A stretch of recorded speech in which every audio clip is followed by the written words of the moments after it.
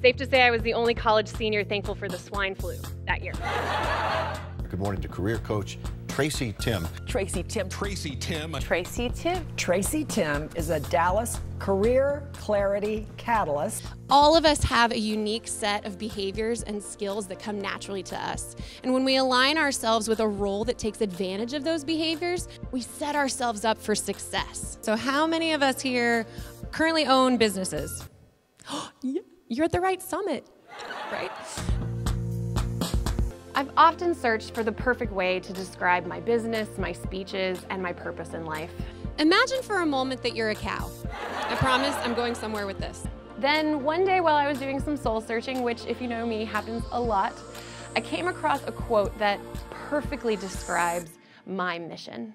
Howard Thurman, an African-American author and philosopher, once said, "Don't ask what the world needs, ask what makes you come alive and go do it. Because what the world needs is people who have come alive." And I had a light bulb moment. A lot of us seem to be living our lives based on what other people tell us will make us happy. That is why I do what I do. That is why my business exists. That is why I speak, so I can bring people back to life at work.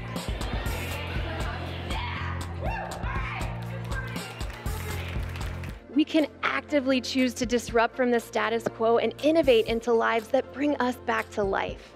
The fact that we are in desperate need of a professional wake-up call is all too obvious in our careers and in our businesses. Studies show that only 20% of workers feel passionate about their jobs, and 33% believe they've reached a dead end. The only thing more terrifying than the unknown was the idea of getting to the end of my life and realizing that I had never even tried.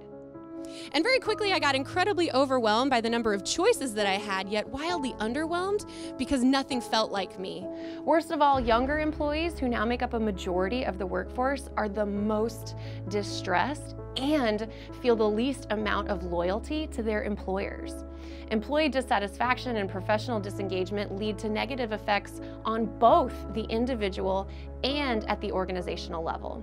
So not only do we have depressed, burned out, confused young professionals, but we also have companies that are struggling to attract, engage, and retain top talent. We've also taken traditional professional networking and placed it behind the computer screen. You have to do the internal work first, or else you keep going on that vicious cycle of overwhelming opportunities, yet completely underwhelming choices.